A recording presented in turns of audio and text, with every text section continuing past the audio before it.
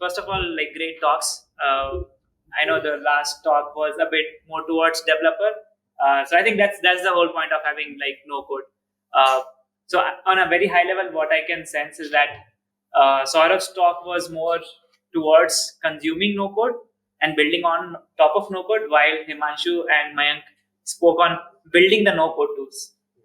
Yeah, we can say that. I think. Yeah. Okay. But yeah, I think that's the beauty of meetups, right?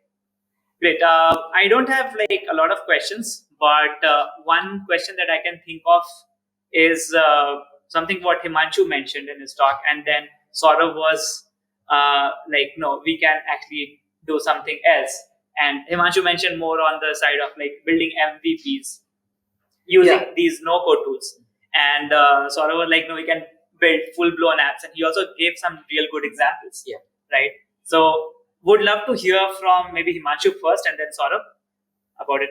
Yeah. So what I meant was these are the usual things that we build with no-code tools. But then again, that's from my experience. And I haven't seen like app builders being used at our company, at least, for like building end-to-end apps, right? Mm-hmm. But as Saurav said, like these are very good examples of like the scalable apps which were built using these low-code tools, right? Or no-code tools. So I would say there is still something there missing, which we can add. So my point was there is still less adoption and it could be more. Okay, makes sense. Saurav, what do you think? Yeah, absolutely. I see that adoption can be increased, and that's what is needed. But I'm very kind of bullish about the way the whole ecosystem is being developed. Like I shared some example of apps which are doing really good, and they have been entirely on the no code stack, right? And apart from the example that I shared, there are many digital products and information products that has been built on just by using no code tools, and they are doing really good, right? So I've been focusing more on the business side of it because that's where I come from, right? So yes, I see that it's the whole ecosystem is growing big. In fact, one question I had, if I can ask you guys, sure, is what I see is that as I mentioned, the ecosystem is all poised to grow to $84 billion by 2027. And I see that maybe in the next 5 years, we may see a unicorn build entirely on no-code stack, or a no-code builder, which becomes a unicorn. We lost you, Saurav. I think, there's some problem. But I think we are also betting on the same thing. Like we think that either a platform built on top of these no-code solutions, no-code tools, that will probably become a unicorn, or maybe one of these no-code tools will become a unicorn.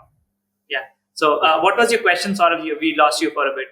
Sorry. So my question is that for that to happen, what do you think that what are some key things that a founder should keep in mind to make happen? Like what could be the bottleneck? What things to keep in mind if someone is looking to build a business which could be a unicorn, either a no-code builder or build using a no-code stack?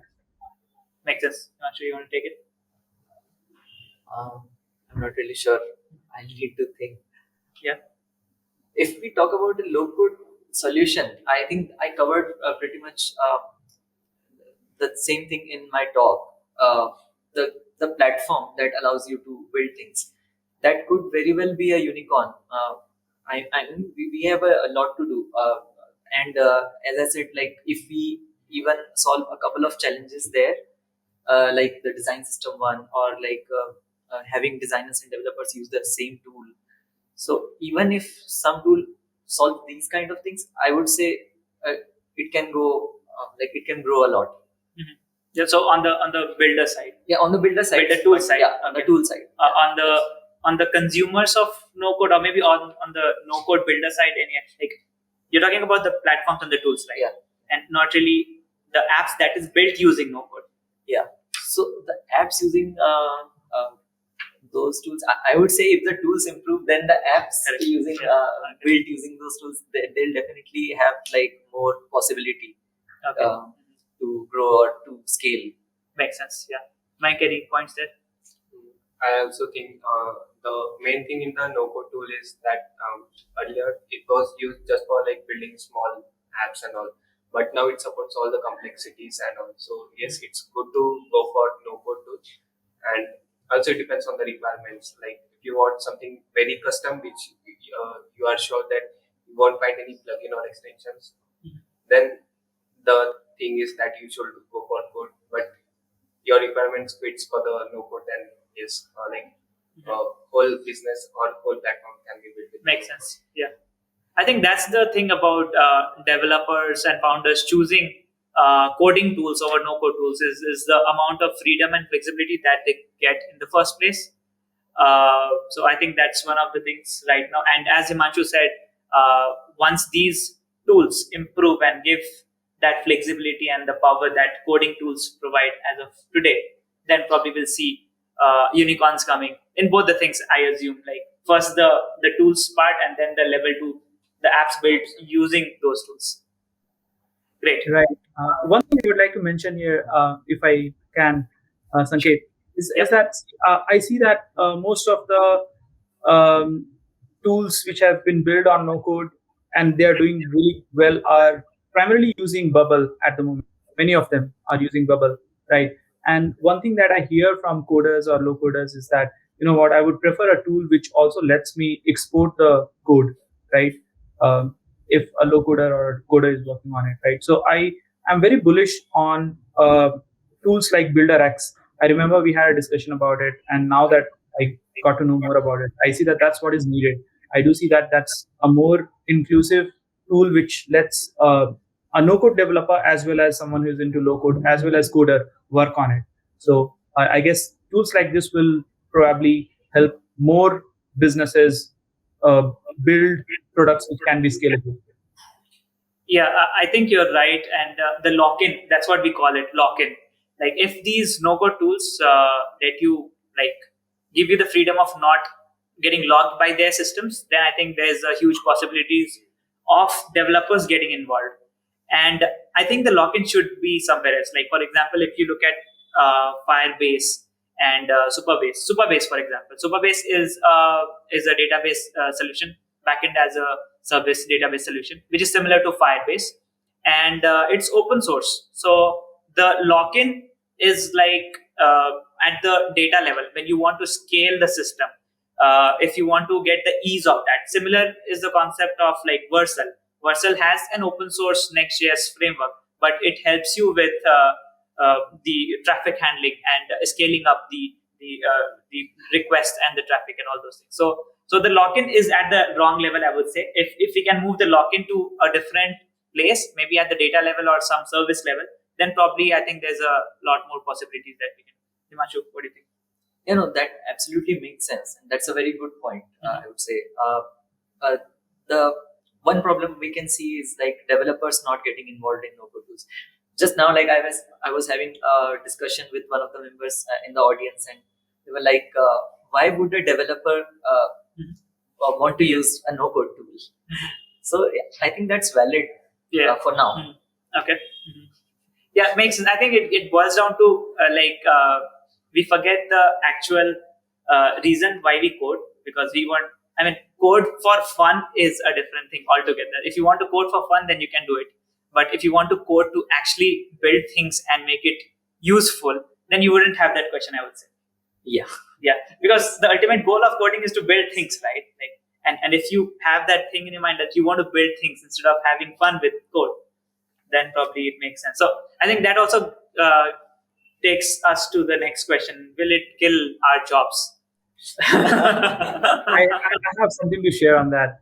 Go ahead, Sahu. I mean, I've been following discussion on how some coders, they don't like code. They say that, hey, it's just for prototyping, just for MVPs. It's not something serious. But what I see is that actually no code is helping coders solve hard problems.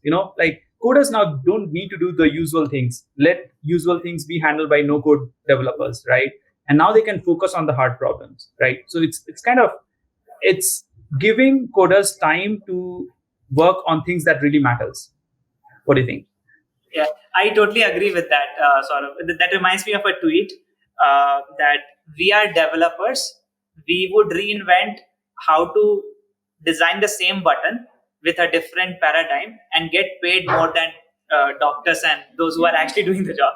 So that's the thing. I mean, people should not be getting paid for redoing the same thing over and over again. I mean, hard problems should go behind a tool like this, or maybe like GitHub Copilot, for example. That does give some codes, right? So yeah, I totally agree with you, Saurav, on that. How about you guys? Yeah, same. Totally agree. Yeah. Yes. Yeah. Mhm. Okay. Great. I don't have anything else right now, but I think it's a good start for this conversation. And probably as we build this community and bring in more people today, since it's being a part of a long weekend, very few audience showed up. And so yeah, any final questions or discussion points? We could take questions from I know we have very few people, but if someone has any question. Any questions? Saurabh? No? Go ahead. So, hi, my name is Saurabh Ganguly. Do you think the VR environments would be built with no-code tools, or would they?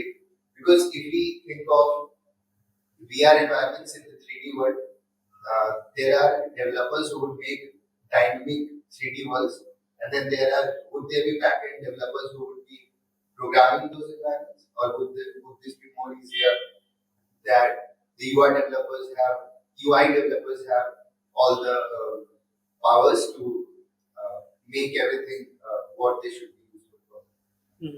Okay, good question. So VR and no code thoughts. So I guess the backend part of the AR applications can be handled with the no code, but for front end, again that also depends. So if you want to make like specific components which you can use in your 3D environment or not, for that components you can have the low code tool or no code tool. But if you want to build the entire environment, then that's the thing that make like more exploration. So, but backend part can wait on, I guess. Yeah, I would say we can do a lot of things visually. I mean, with VR, why not?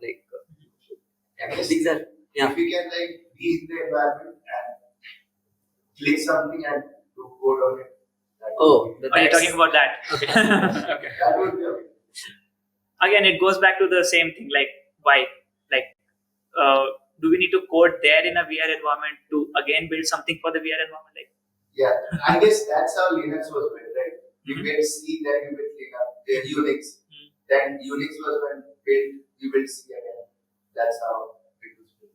Okay. No, I think that makes sense. If you're building for VR, why not be in a VR environment? Yeah. It could make sense for the visual stuff, I would say. Yeah. I mean, okay. I was thinking more in terms of no code, not really code in that, but bring in few elements and then design it. I was thinking it more of maybe 3D modeling in VR. Yeah. But then I guess our imaginations will explore as we get into the edge world. We will think into more dimensions. Yeah. Like, why can I take in this chair and make something else? Makes sense. Yeah. Saurav, any thoughts?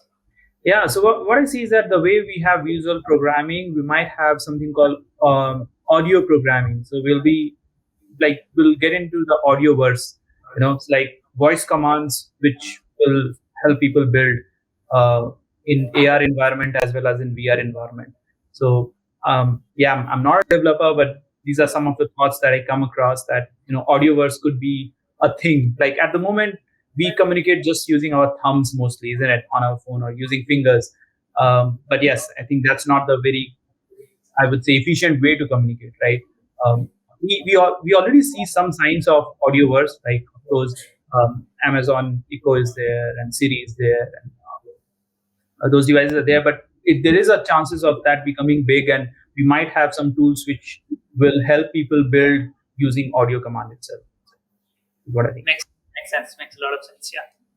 If I remember, Sanket, I think you had that idea at one point where, like you said, we can have a text description of some basic app, and We actually did that. Like we built a little chatbot which was coding for us, and you could say that build a login screen, and it would actually code the login screen for you. And then we would say something like it was also a bit context based, that design a box and then nest a button inside that box, something like that. Somebody did experiment, I think, at one point. So I think that can be connected with audio, something like Alexa or Siri. Good stuff. I think I like the direction of this entire thing, where the coding, no code, and all these ecosystem is growing. Any final comments? How do you feel about this thing? Maybe what's the future like? I think I agree with Saurabh when he says that he's bullish about these no-code tools. So I would say the same. Mayank? Like same, the thinking for low code is not changing, but the low code tools are changing. So we need to change the thinking towards low code, and we could use it for the very complex apps or platforms. So low code or no code is not just about simple landing page or something. We can build like real complex things. Yes, real complex things. Saurav, you have already mentioned, but final comments on that? Yeah, my hot take is that I see we will see rise of solopreneurs. More and more people will be working for themselves, building micro SaaS and digital product using no-code tools. So so like that's gonna be yeah. I would like to say something for developers. Like it feels weird, like no code for developers, and they feel like not being in that particular thing. So you shouldn't feel it like that. I would say that developers should adopt no code as well and see what they can contribute back to it instead of feeling offensive about it. But yeah, let's do it. Yeah, good stuff. Thank you so much, Saurav, and thank you so much, all of you.